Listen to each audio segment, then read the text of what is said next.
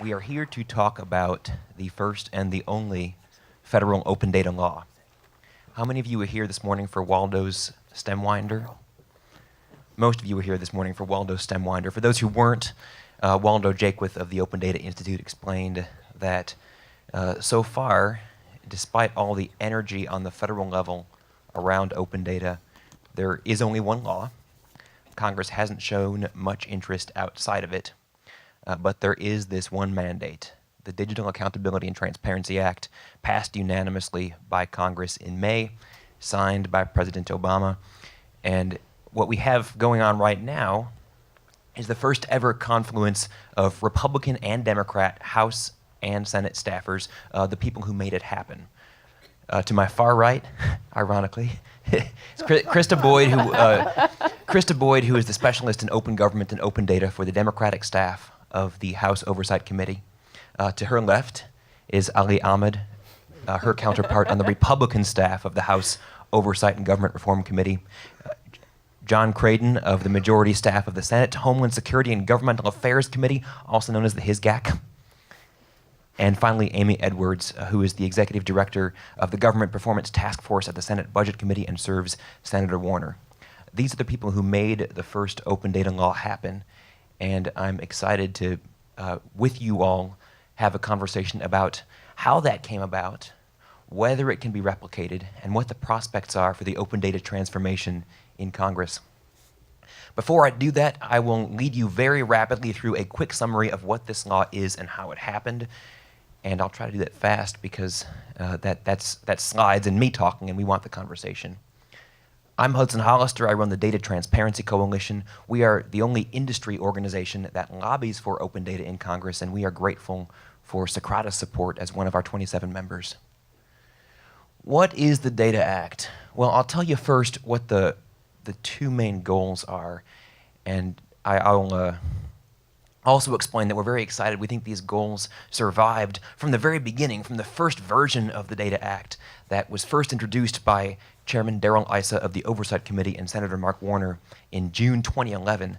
Those goals survived all the way through, and they are part of the law that is now in effect. The two goals are the comprehensive standardization and the comprehensive publication of government spending data. If you want to oversimplify open data, I know Sir Timothy Berners-Lee has a 5-star scale. We have many different ways of defining what open data is. When we talk to politicians, we usually oversimplify it because we have to. We simplify it to those 2 steps. First, standardize. Second, publish. And the scope is federal spending. This law covers federal financial information, federal grants and contracts, budget reports, and I'll give you some more details about the scope in a minute here. What is the current landscape of federal spending? This beautifully graphic produced slide that Socrata helped me with makes it look much prettier than it actually is. The truth is that government spending information is reported in many different ways, and these different reporting regimes are all disconnected from each other. Agencies report their financial account balances, that's the upper left corner. They report their financial account balances to the Treasury Department. All agencies except for the Defense Department submit payment requests to the Treasury Department. Agencies report their budgets to the White House because President Nixon decided that the White House had to also have some visibility into spending as well as Treasury. Agencies have to report this. Our slide's a little outdated because agencies for a while, they were reporting all of their grants to Commerce. Now that's Treasury. Agencies have to report their contracts to the GSA. All of those reporting requirements are governed by different laws. They were all set up at different times. Congress, in its wisdom, does have a tendency to layer on reporting requirements, and none of those reporting requirements had any relationship to each other. Now, how about the grantees and contractors, the awardees who receive federal money? Well, the situation is just as complicated for them. Awardees report their grants and their contracts, usually to the agency that gave them the funds and also to some government-wide databases. If you are a prime awardee, that means you're a grantee that put out sub-grants to sub-grantees beneath you, or a contractor that let out subcontracts to other contractors. If you're a prime awardee, there's another reporting requirement, And then finally, there's GIPRA, the Government Performance and Results Act, a whole separate regime of reporting for performance. The shortcomings of this disconnected system, I really love this clicker, the shortcomings of this disconnected system should be evident to anyone who has the misfortune of looking at the whole thing. Information is not available, or if it's available, it's not accessible, or if it's available and accessible, it's not interoperable. The public, Congress, agency managers, inspectors general, even program managers don't have access to the information they need to make decisions. Enter the policymakers. I won't describe the whole grounding and the whole process of the Data Act just in the interest of time, but just to convey here that maybe you saw Professor Kettle put up a slide showing grants and contracts on a map of downtown Boston. That slide came from information reported under the American Recovery and Reinvestment Act, or better known as the stimulus, because under the American Recovery and Reinvestment Act, for the very first time, we had a government-wide federal database of spending information from many different agencies. For the first time, just within stimulus information, we had data standards for spending information relating to Department of Energy, Department of Commerce, Department of Education, and so on. The same data standards. The consistency of data standards just within the stimulus, that's what made it possible to put the dots on the map. It's not possible for all of federal spending. That's where the Data Act comes in, and that's the progression that I will not go through on this slide. What does the Data Act do? Well, I can summarize it real fast. You can get more details if you go to datacoalition.org. But suffice to say, if you think of open data as two steps, first standardize and second publish, that is what the mandate is. The Data Act makes it somebody's job to set up government-wide standards for spending, and makes it somebody's job to publish all that information once it is standardized. The bulk of that work falls to Treasury and the White House Office of Management and Budget. The most important announcement, if you're working in the federal space and open data, the most important event of 2015 is going to be on May 9th, 2015, when Treasury and the White House together announce what those data standards are. Those standards are going to cover all of the things that I put up on the board earlier. The data standards have to cover all of these disparate reporting requirements. Once Treasury and OMB have established those government-wide data standards, the agencies will have a certain period of time to conform all the information that they're reporting to those standards. The recipients, meaning the grantees and contractors, will be part of a pilot program to test whether those data standards work for reporting. What does the Data Act mean? Well, it means what open data means, and we've been talking about that all day, so I'm not going to belabor this. But suffice to say that the Data Act offers all the promises of open data: better accountability, better public sector management, automated compliance within the realm of federal spending. Here is here's the timeline. We've seen implementation first kick in. The Treasury Department hosted their first public town hall meeting last month. We're expecting that all-important announcement of the standards May 9th, 2015. Agencies will have to conform to those data standards by May 9th, 2017. My contact information is here. I'll put it up again later.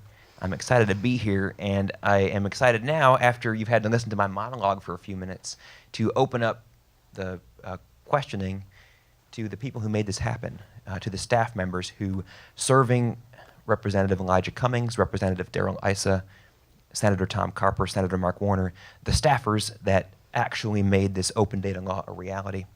And so I think we just like to go in the order that they're sitting. These first few questions, I really want to get everybody's perspective. So starting with you, Amy Edwards, serving Senator Mark Warner, representing Virginia here. The notion of data standards is at the center of the Data Act, and it's an awfully abstract thing. To make that idea more concrete, what's one thing that you hope citizens will be able to do with federal spending once that data is fully standardized? Good question, Hudson. Amy, I'm glad to be here with you all today. I think our overall intent for the Data Act was to make better financial information available to taxpayers and provide the transparency that I know has been discussed here today. It's all part of the open data movement.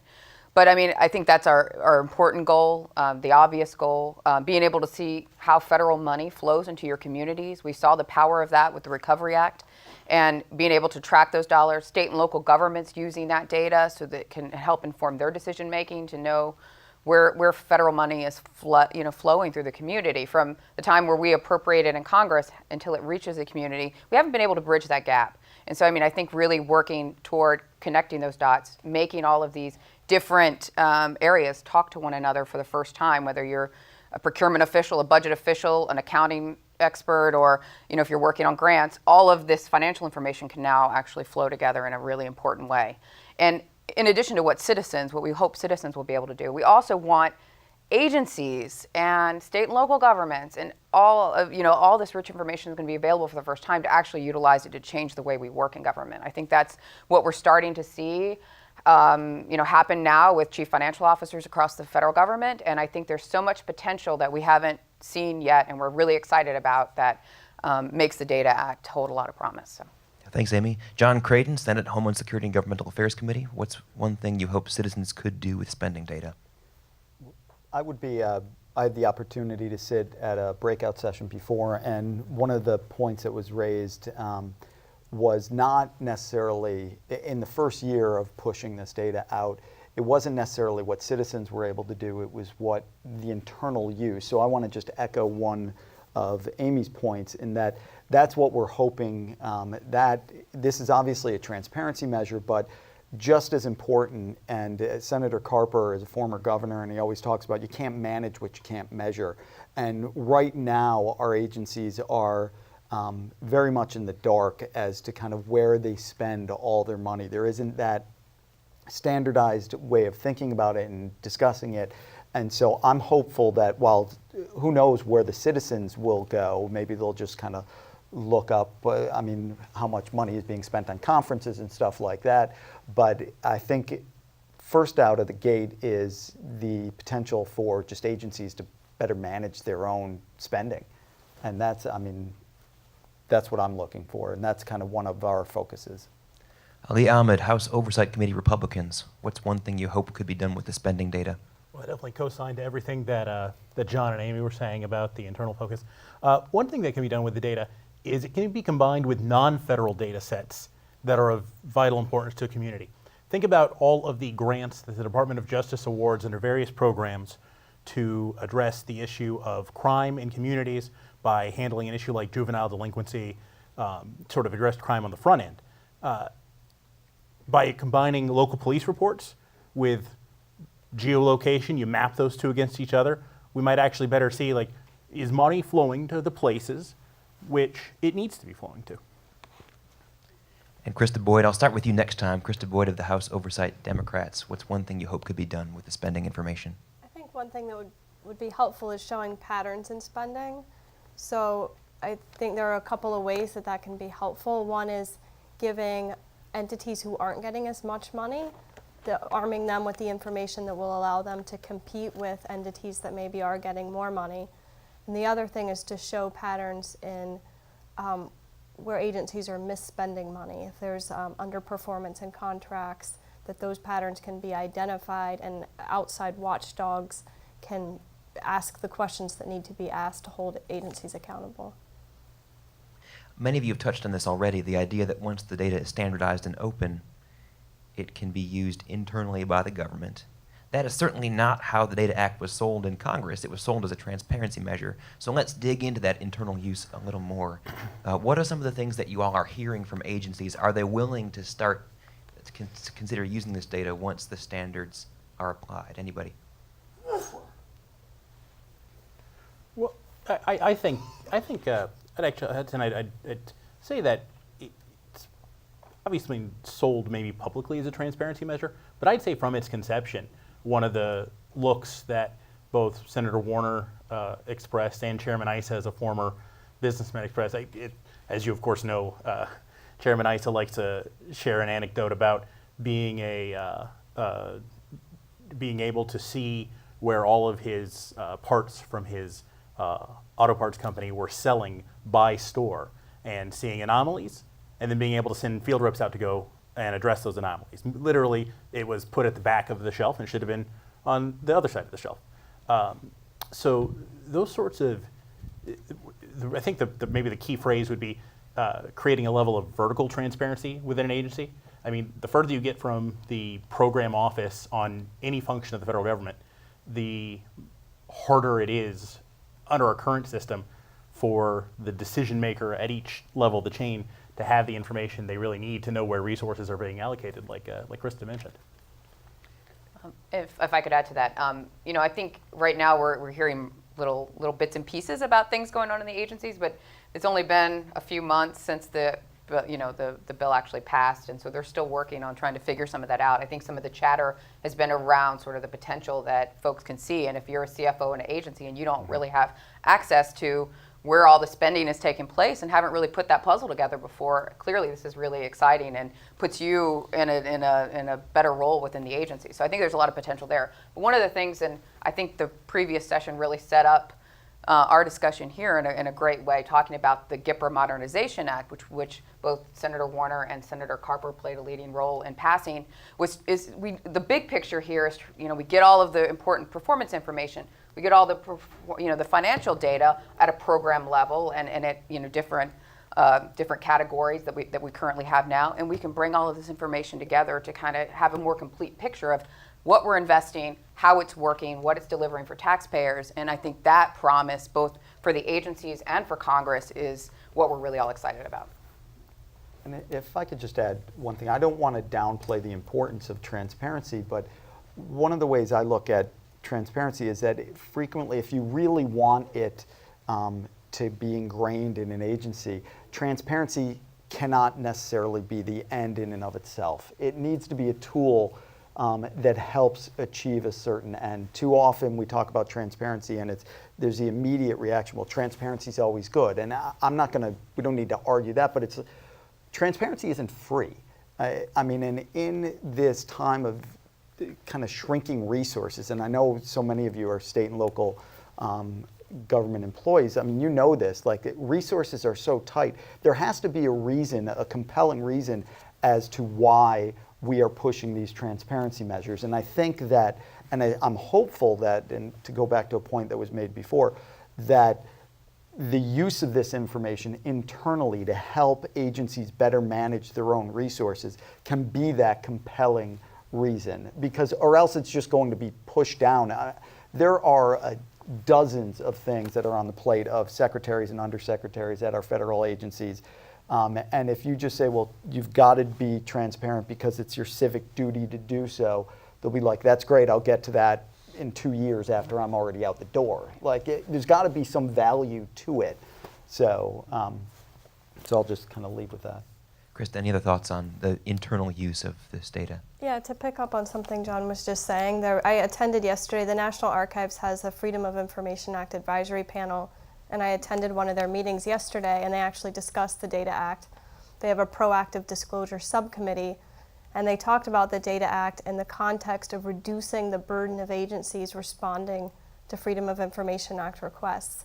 And the idea is the more information that an agency is proactively disclosing, and under the Data Act, if they're using data standards that make that information more usable, the agency is going to receive fewer FOIA requests because the information is already going to be there. Reporters or other frequent FOIA requesters will know where to find that information, and it's going to reduce the agency's burden. They then can shift their very stretched resources to reducing their backlogs and responding to FOIA requests for more individualized things. I've got 2 more questions for the panel that I'll open it up to everybody. Staying on Krista for the moment, for the executive branch, this is a big change. This is the adoption of government-wide data standards. This has never happened before. There's somebody in charge of it. What do you think the biggest challenges facing the executive branch to get all this work done are, and how do you think Congress can help? I think one challenge is for agencies to be tracking their spending in a way that they haven't already been doing, having to get to a more granular level and be accountable for the way they're tracking it. And I think of it as like a show your work kind of exercise, that agencies have been able to track things just in the way that each of them want to. And sometimes, I mean, I know from the congressional perspective, we will ask for information and agencies won't even be keeping track. For example, you know, a while back we wanted information about how EPA was staffing Clean Water Act enforcement, and they literally didn't even track how many people were working on Clean Water Act enforcement versus something else. That's appalling. And so, you know, having agencies just change their culture and change the way that they're tracking information, knowing that that information is going to be transparent, I think that's a challenge. And from the congressional perspective, oversight is important, but being a facilitator and listening to agencies and being receptive to the concerns that they raise so that we can help them address those concerns and not just yell at them. Hardest thing about Data Act implementation, anybody else? Well, I think piggybacking off what Krista said about the cultural change, the Data Act is not really a technology law per se, but technology is integral to everything the government does, and technology acquisition will be integral to the Data Act's ultimate implementation. And I think, particularly John could probably speak to this too, we have a problem with federal IT acquisition. So solving some of our federal IT acquisition problems will be necessary but not sufficient to getting the Data Act fully off the ground. I would just add, I mean, one of the changes, one of the challenges is going to be resources. I mean, this is, we heard that from OMB repeatedly, the Office of Management and Budget, and we recognize that in Congress, and there's, unfortunately, I work for an authorizer as compared to appropriator, so there's not much we can do there, but Too bad. I would just kind of highlight, though, that one of the things that I think, one of the positive things is the four of us sitting on this stage, this is not a partisan issue. This is very much a nonpartisan issue.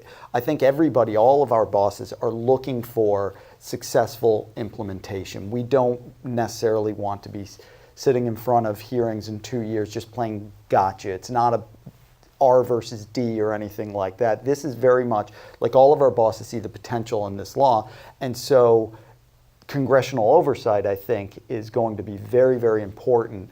Our job with the easy part, and we spent 3 years working on getting this law through, and I think that in many ways was the easy part of this process. And now comes a hard part, and that's the implementation. And so I think that Congress can be, we have some value to add by doing constructive oversight. And I know that's Congress, and value add is not something you necessarily hear together, but I think that is I think that's something that we can accomplish here, because this is a nonpartisan issue that all of our bosses want to see succeed.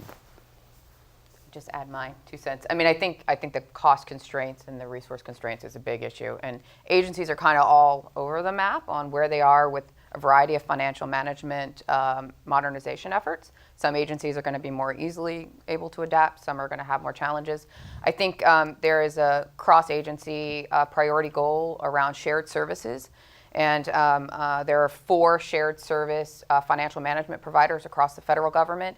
And there are goals being driven by OMB and Treasury that are trying to make this part of the process as we move forward. And I think there's a lot of potential to reduce some of the spending on a financial management front and build into the shared service system that will help our whole entire federal government modernize in a way that will, hopefully get at some of the acquisition and IT challenges that we're facing. So I think there are a lot of sort of outgrowths from the Data Act that are going to pop up that I hope will make our government work better. Even though open data is a crowd-pleasing idea, it sounds really good.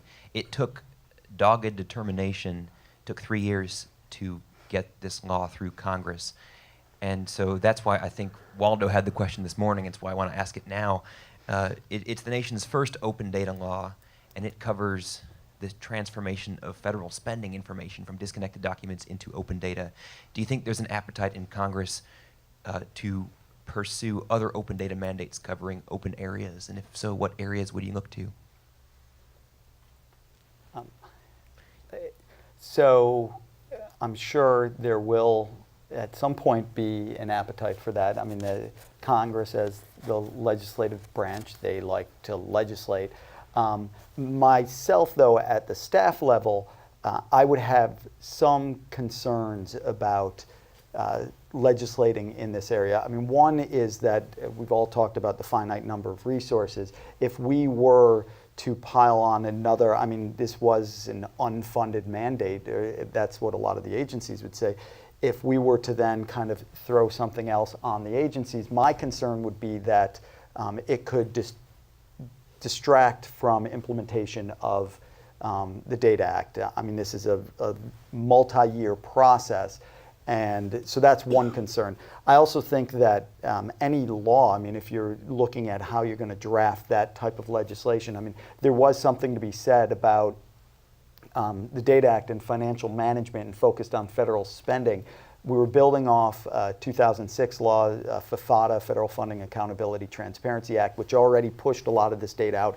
And I think there was something to be said about focusing on a discrete pool of information. I don't know what a broad open data law would look like, and I don't know the concern I have, and once again, this is at the staff level. I haven't spoken to Senator Carper about this, and if he came in tomorrow and said we want to do an open data law, then that would be my marching orders. But at the staff level, I don't know what that law would look like. Like, it would be, I think that at this point, with the policy that's out there from OMB and the Open Data Initiative, I think that's kind of, in my opinion, the right way to go. I know there have been some laws drafted in New York City, and I had the opportunity to speak to people from New York City that were involved in that drafting.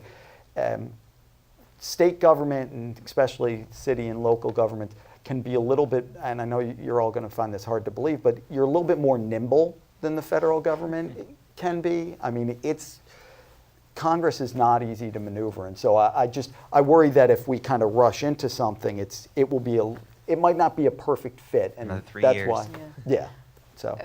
If I could add, I mean, I think we're watching a lot of the progress in the administration with the Open Data Directive and other work that's been going on around data.gov. We're tracking a lot of the things that are going, but it doesn't appear yet, that we've gotten far enough to really be able to determine, if we're going to put something in law, we really need to know that we're certain about what we're deciding on. And I think it's still emerging in most cases. And what I would say, Congress does a lot of oversight, and we pass laws, obviously, but we can do a lot more just, other than passing laws. We can actually, I think the communication point that was brought up by Dr. Kettle before this is such an important one, making sure that both the Gipper Modernization Act is still an ongoing challenge, and how we communicate all this information and conducting oversight and working with the agencies is something that I think is definitely on the horizon more than maybe another law in this area.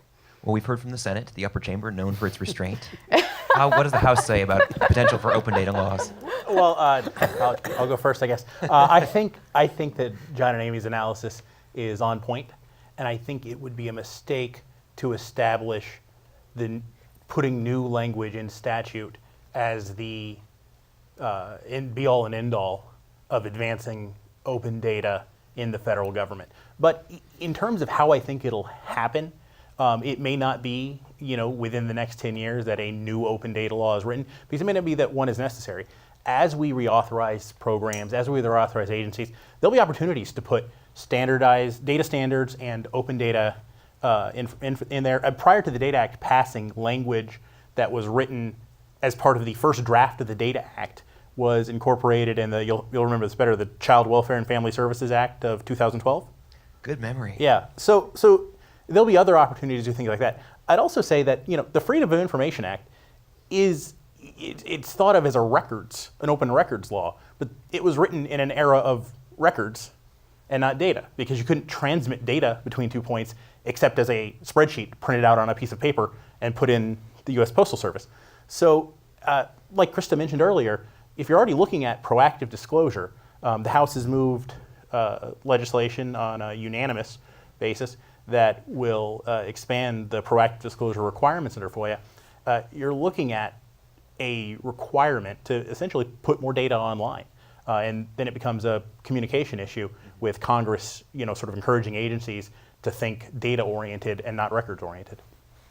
Other thoughts on congressional leadership, Krista? So I agree with everything that everyone else said. I think the Data Act can be viewed in the context of all of our really important open government laws, FOIA, Federal Advisory Committee Act. I mean, it's all about making information available to the American people about what its government is doing. I think that there's definitely a space for Congress to be acting in ways that will support what the Data Act hopefully will do. And one area that's really ripe for congressional action is the Federal Records Act right now does not require agencies to preserve emails or other electronic records electronically. How are we going to how can agencies provide accurate data if they're not even saving their records electronically? That's crazy, right? And so, I mean, there are areas like that that you may not think of as open data, but it's really supporting the goals of making the data available and usable. And the other area that made me think of is like data sharing across the federal government. There's a lot of legal, problems with one agency sharing the other, and how we need to, bring some of this information together to inform decision making, to prevent waste, fraud, and abuse. And I think there will continue to be discussions as technology evolves about how we harness all this information in the right way. So. Well, I'm excited to open it up now. Bear in mind, y'all, these are the people who have the ability in Congress. They've got the ears of the leadership in Congress. And so these are the people who can make it happen. Questions from the audience? Yes, up here. We've got a microphone bounding up toward you. Look at that dexterity, folks. In a suit, no less. Barney from State of Maryland. So a state or local government, it was noted lots of us are from there, are recipients of federal money frequently. So can you explain a little bit more what our obligations under the Act are? Let's say money goes from the Justice Department to the governor's office of crime control prevention, then down to a local police department. How do we trace that back? Do we? of deference here there shouldn't today. be. We could all answer this question because this is a big topic of debate amongst huge, us all. yeah. So we're all like, oh yeah. We really shouldn't feel too much of an impact initially. We don't require any new reporting requirements for state, local governments, or anyone receiving federal funds. There is a pilot program that we included in the Act because as we're developing government-wide standards, that's a helpful thing for reporting, but it's also a helpful thing for information coming into the federal government. And while every agency may not have to change their financial management systems in their agency, if we can mirror those common standards across all the reporting requirements that come from state and local government, we think that will be helpful. And we talk to state and local governments and the comptrollers and universities and others who receive federal funds quite extensively to try to make sure that we don't want to create burden where, I think there's plenty of burden already in this process. So we do establish a pilot to look at how all those standards could be applied to the reporting to reduce the reporting burden for folks like yourself. So, but there are no new standards or new reporting requirements for state and local governments. Yeah. There's not a new line of reporting, but this is, Hudson mentioned earlier that the original conception of the Data Act was drew even more heavily on the efforts of the Recovery, Accountability, and Transparency Board than the final statute does. The pilot is the nod to wanting to get to a point where we have a consolidated or otherwise streamlined set of reporting standards for all of the aid that's passed through state and local governments, universities, and procured through contracts. It is, I guess the ultimate vision is we always talk about a TurboTax for grants, that your own systems should be able to be simpler, easier to centralize, easier to buy one commercial off-the-shelf product, hopefully. So, in the 5-year time horizon, 10-year time horizon of the Data Act, we hope that it makes your job a lot easier. Automatic reporting. Mm-hmm. Other questions from the audience? I'm Kyle Hung with the LA City Controller's Office. Actually, I don't remember who was talking about the transparency goal of allowing citizens to kind of see how monies are spent, and we're pursuing open data for that purpose. But what we find is that citizens have an incredibly minimal understanding of the difference between federal, state, and especially county and local levels. So is there any consideration into, even if it's a voluntary standard, propagating some kind of financial data standard that actually does come down to the local level or come down to the state level that you could down propagate? Because even if there was a voluntary standard, it would give, you know, some sort of like some producer of financial systems the opportunity to make a standardized system that, so that maybe we You mean could a get to- standard that you would use in your own reporting? I'm saying, like, when those standards come out, was there any thought to, you know, propagating them down or setting a requirement or incentive for local governments to meet that standard in some way? Well, there's As part of the law, the Treasury and I believe OMB are required to meet and speak to kind of local state governments. I can't remember the litany of private enterprises, I mean state and local universities that are getting grant money. So there is an attempt, but we did not want to be too prescriptive. That is one thing that we heard was, don't force something on us. I mean, from the state and the locals, like that was one thing we heard repeatedly, and we were very cognizant of that. I'll say from the industry standpoint, if the Municipal Securities Reporting Board and the Government Accounting Standards Board, which handles reporting requirements for state and local finance, if they want to take some of the common fields and formats that are adopted for grant reporting and reuse them in new standards, that's great, but the law doesn't force them to. the law doesn't force them to. I don't think we would really even establish a central federal government incentive to do that, but there is hopefully a natural incentive to adopt some of those standards so that you're no longer thinking of producing reports for the MSRB, GASB, for whatever state of California auditor you have to produce reports for, but instead you're generating your data in such a way that it can then be, it's a simple IT problem to produce that report for each of the different recipients. Maybe one or two more questions. No backsies. But feel free to come by afterwards and ask our panelists when they're standing by the stage. Other questions?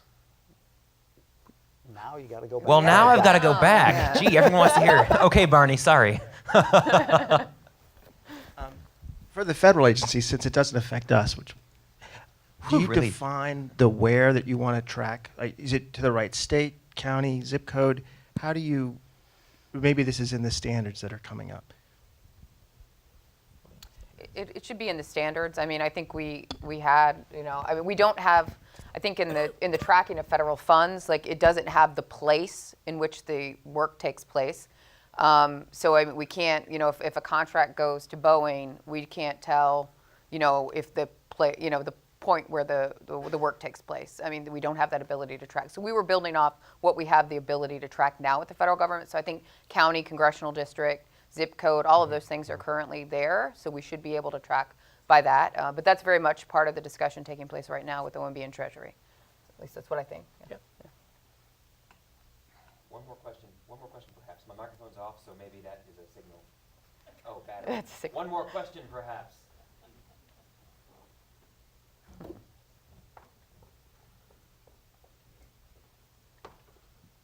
Hearing none, I just want to underscore that Socrata, through its support of the Data Transparency Coalition, is helping to make these transformations possible. If it weren't for the companies that have decided to try to pursue this as a policy goal, pursue this transformation as a policy goal, then our coalition couldn't be here lobbying in favor of these changes, and then after the laws are passed, doing everything we can to try to make sure they get implemented. So thanks to Socrata for that. Thanks to all of you for the mid-afternoon audience, and thanks especially to our panelists.